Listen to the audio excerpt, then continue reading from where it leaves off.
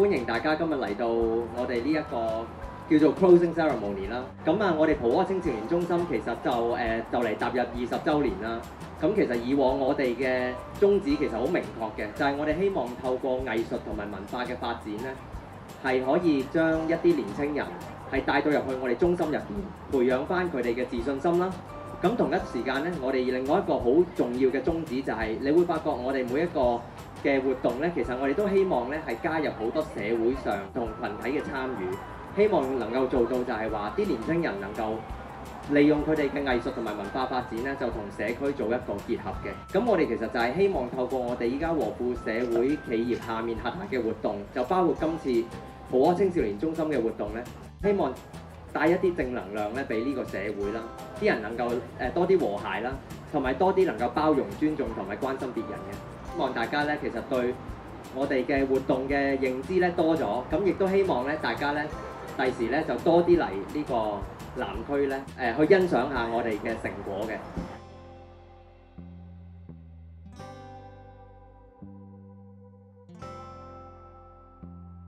小朋友好中意畫畫啦，咁好難得有一次可以喺樓梯度畫，因為我哋平時喺社區嗰度經過見到好多樓梯，我哋已經好中意，冇諗過我哋可以有份參與啦。我本身就係之前有玩年宵嘅，都係蒲窩依一度搞嘅喺年宵嘅時候。咁嗰陣時就玩得好開心，跟住知道佢有嗰啲活動，譬如光影說故事啊、樓梯畫呢啲咧。咁樓梯畫一來佢好難得嘅，我覺得佢呢個機會，咁所以咪嚟參加。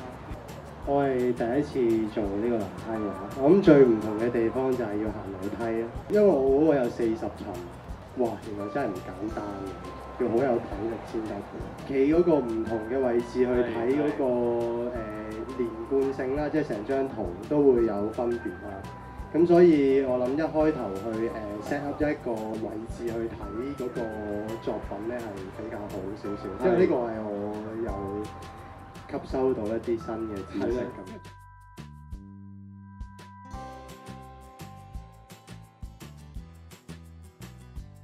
咁喺我哋4堂嘅工作坊入邊咧，其實喺初期嘅時候係未開始落樓梯嗰度開始畫嘅，因為咧嚟到我哋參加嘅朋友咧會有啲小朋友啦，亦都有大人啦，咁可能佢哋對畫樓梯畫其實都未必有一個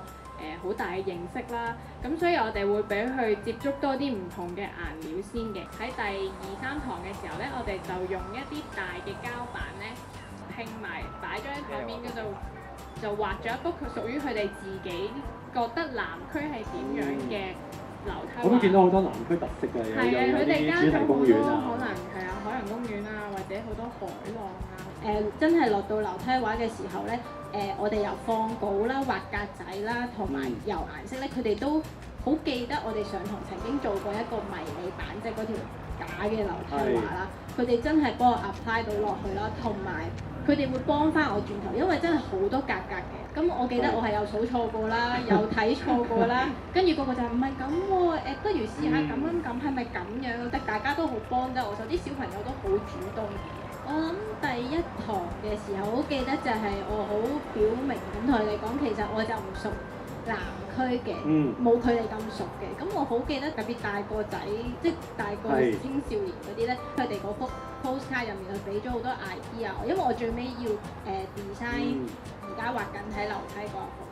其實我都係將我自己嗰啲 character 擺翻落去，睇下可以 balance 翻關於南區嘅 element， 魚竿啊、天后廟啊嗰啲嘢，都係第一次整嘅，所以我就唔夠膽整得好浮誇，